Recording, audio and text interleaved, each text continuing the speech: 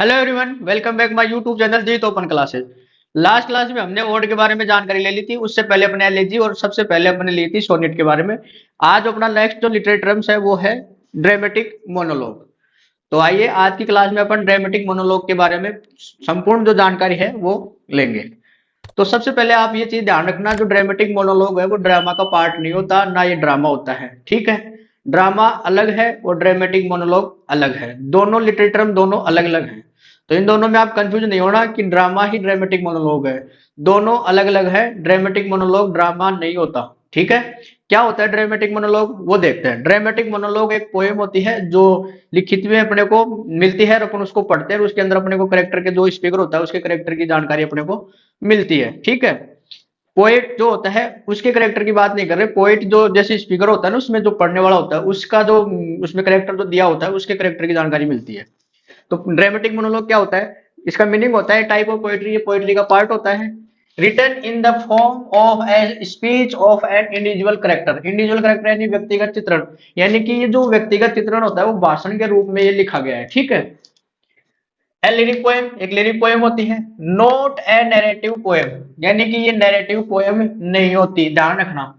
ये केवल क्या होती है, लिरिक पोएम होती है, नैरेटिव पोएम नहीं होती। ना ही ये डेस्क्रिप्टिव पोएम होती है। डेस्क्रिप्टिव का मतलब होता है वर्णन वाली, जिसमें वर्णन दिया हुआ रहता है, वो वैसी पोएम नहीं होती है। ना ही ये कंपोनेंट होता है प्ले, यानी कि ड्रामा। ये ड्रामा का कोई अंग नहीं है। ठीक है, कंपोनेंट यानी अंग। ठीक है, तो ना ही ये ड्रामा का कोई अंग होता है। ठीक है, अब इसकी बात करते हैं हम फीचर्स की। फीचर्स होते हैं विशेषताएं। तो ड्रामेटिक मोनोलॉग की क्या क्या विशेषताएं होती है उनके बारे में देखते हैं। The single speaker must not be the poet himself. जो सिंगल स्पीकर होता है जो, ठीक है, वो खुद पोइट नहीं होना चाहिए। सबसे पहली बात ये ध्यान रखना, जो सिंगल स्पीकर होता है वो अपना पोइट नहीं होना चाहिए, कभी नहीं होना चाहिए। मस्ट नोट, ये ध्यान रखना, मस्ट नोट, ये तो ध्यान ही रखना, ये मस्ट नोट क्या नहीं होना चाहिए, पोइट, यानी कवि नहीं होगा। कौन, सिंगल स्पीकर। ठीक है, जो इसको ड्रामेटिक मोनोलॉग को जो अपने लिखा गया ये पोएम जो बोलने वाला होगा वो कवि नहीं होगा। ठीक है, one over more than one silent listener, एक या एक से अधिक साइलेंट लिसनर होते हैं जो देर। इसमें क्या, जैसे मैं हूं, मैं पोएम बोल रहा हूँ तो मेरे सामने जैसे आप लोग बैठे हो तो एक या एक से अधिक हो सकते हो। तो जो लिसनर होते हैं वो एक या एक से अधिक हो सकते हैं, लेकिन जो स्पीकर होता है वो सिर्फ एक ही होता है। तो जो स्पीकर है ना, जो बोलता है पोएम, जो उसमें जो साइलेंट लिसनर होते हैं उनकी मौजूदगी का एहसास करवाता है वो अपनी पोएम के अंदर। उसके लिए वो अलग अलग हिंट देता है, अपने क्लूज देता है, संकेत करता है। तो उनकी जो मौजूदगी होती है उनका एहसास खुद स्पीकर करवाता है कि जो लिसनर होते हैं वो एक या एक से अधिक जितने भी हैं उन सबका। ठीक है, तो यही लिखा हुआ है, one over more than one silent listener, यानी एक या एक से अधिक जो लिसनर होते हैं, साइलेंट लिसनर होते हैं। देयर प्रेजेंस, उनकी मौजूदगी is suggested by the various clues. Clues मतलब खूब संकेत। ठीक है, क्या, in the discourse of the single speaker. Discourse का मतलब होता है स्पीच, मान लो इसको। जो सिंगल स्पीकर जो अपनी स्पीच देता है उसके अंदर जो साइलेंट लिसनर होते हैं उनकी मौजूदगी का एहसास करवाता है। कुछ पोएम के अंदर ऐसे हिंट देता है, ऐसे क्लूज देता है, उससे अपने को पता लगता है कि जो पाठक है उसमें जो लिसनर होते हैं उनकी मौजूदगी अपने को पता लगती है। ठीक है, नेक्स्ट है point number 3, the lyric speaker reveals the speakers temperament and character of the readers. यानी कि जो लिरिक स्पीकर होता है, जो स्पीकर बोलने वाला होता है, रिवील्स यानी जो दर्शाता है द स्पीकर्स टेम्परामेंट। टेम्परामेंट का मतलब होता है स्वभाव, और करेक्टर यानी चरित्र। यानी कि जो स्पीकर होता है अपने को क्या करता है, वो उसके जो स्वभाव और उसका जो चरित्र है उसके बारे में अपने को दर्शाया जाता है। द लिरिक स्पीकर रिवील्स यानी दर्शाना, द स्पीकर्स यानी जो स्पीकर जो बोलने वाला होता है उसका स्वभाव और उसके जो चरित्र के बारे में अपने को इसमें जानकारी मिलती है, किस प्रकार का उसका स्वभाव है, किस प्रकार का उसका चरित्र है। ठीक है, जिससे कि it enhance the interest of the poem, जिससे कि जो पाठक होते हैं, जो पढ़ने वाले होते हैं, उनके मन में उस पोएम को पढ़ने की रुचि होती है, उनका इंटरेस्ट बढ़ता है उसके अंदर कि किस प्रकार का उसका व्यवहार है, किस प्रकार का उसका करेक्टर है। इन सभी की जानकारी स्पीकर अपने को उसके पोएम के अंदर अपने को उसके थ्रू मिलती है। स्पीकर के थ्रू अपने को उस पोएम के अंदर ये जानकारी मिलती है।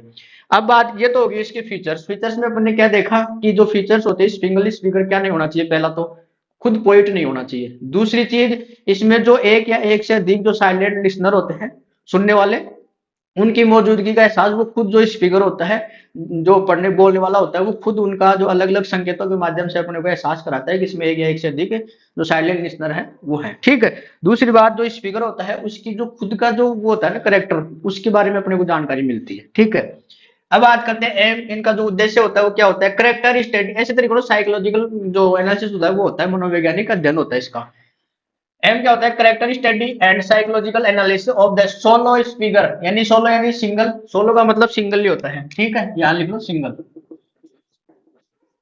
सिंगल स्पीकर, वही सिंगल स्पीकर जो कि क्या नहीं होना चाहिए, पोइट नहीं होना चाहिए ऑफ द पोएम, पोएम के अंदर पोइट नहीं होना चाहिए, और उसके अंदर जो उसकी क्या होती है करेक्टर स्टडी और साइकोलॉजिकल एनालिसिस, उसका मनोवैज्ञानिक अध्ययन किया जाता है। ठीक है, कभी नहीं होना चाहिए उसका। ठीक है।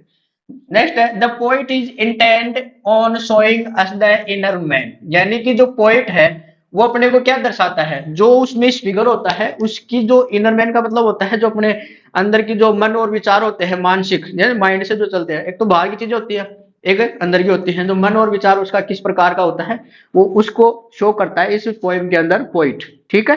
तो इनर मैन क्या हो गया, जो अंदर की जो बातें होती हैं, जैसे मन हो गया, विचार हो गया, माइंड के अंदर उसके क्या चल रहा होता है, सब उन चीजों की अपने को जानकारी मिलती है।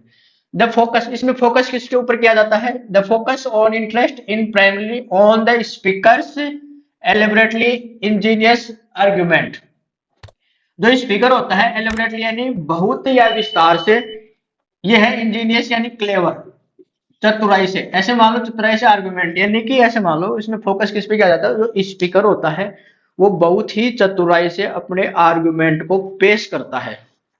फोकस किस पे किया जाता है, स्पीकर यानी स्पीकर के, एलिवेट यानी बहुत ही विस्तार से, इंजीनियस ये होता है क्लेवर यानी चतुराई से, और आर्गुमेंट जो आर्गुमेंट पेश किए जाते हैं, तो जो आर्गुमेंट पेश किए जाते हैं स्पीकर वाले उनको बहुत ही चतुराई से वो पेश करता है स्पीकर। ठीक है।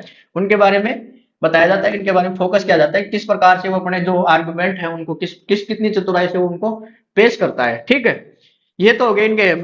तो अपन ने क्या देखा, ड्रामेटिक मोनोलॉग के अंदर उनकी मीनिंग देखी, फीचर्स देखा और एम देखा। तो ड्रामेटिक मोनोलॉग सबसे पहले यार ध्यान रखना, ड्रामा का पार्ट नहीं होता। दूसरी ये पोइम होती है, कैसी पोइम होती है, लिरिक पोइम होती है, ना ये नैरेटिव होती है, ना ये डिस्क्रिप्टिव होती है, ना ये कंपोनेंट होता है ड्रामा का। ठीक है।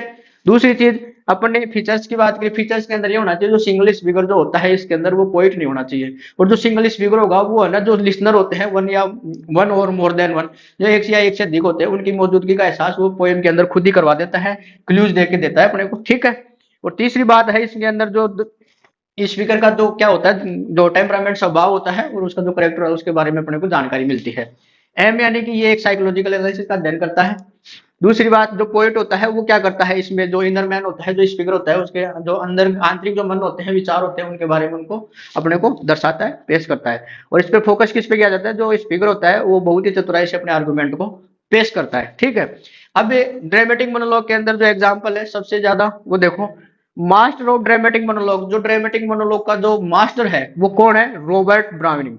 ये ध्यान रखना, ये मास्टर है, मास्टर ऑफ ड्रामेटिक मोनोलॉग कौन है, रॉबर्ट ब्राउनिंग। ठीक है, ये है एक नंबर के ऊपर। सेकंड नंबर पे आते हैं ये अल्फ्रेड एंड लॉर्ड टेनिसन, ये सेकंड नंबर पे आते हैं। इनके बाद तो ये यूलाइसिस एक वो है ड्रामेटिक मोनोलॉग जो 1842 के अंदर लिखी गई थी, the first true dramatic monologue. ये जो ट्रू लिखा हुआ है ये बहुत है खास, ये ध्यान रखना, यानी कि सबसे बढ़िया जो ड्रामेटिक मोनोलॉग लिखा गया था वो 1842 के अंदर यूलाइसिस, जो अल्फ्रेड और लॉर्ड टेनिसन दोनों भाई थे, इन्होंने लिखा था। ठीक है।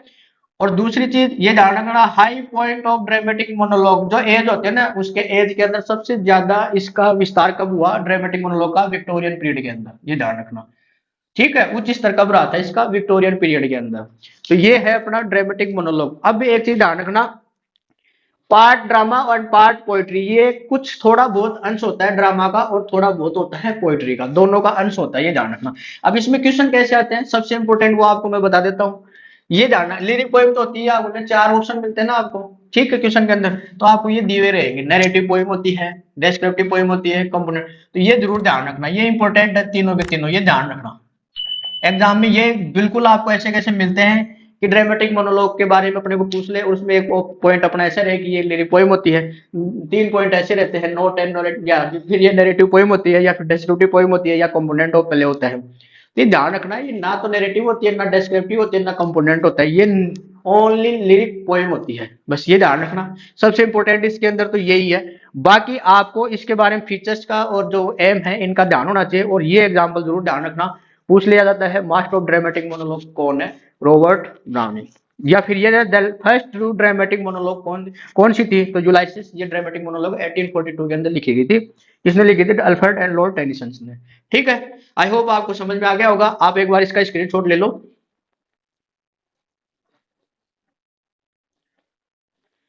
ठीक है, आज के लिए इतना ही। क्लास अच्छी लगी तो वीडियो को लाइक करें, शेयर करें, कमेंट करना ना भूलें, चैनल को सब्सक्राइब सब्सक्राइब जरूर कर ले। नेक्स्ट क्लास में नए लिटरेचर टर्म्स के साथ मिलते हैं। ठीक है, थैंक यू।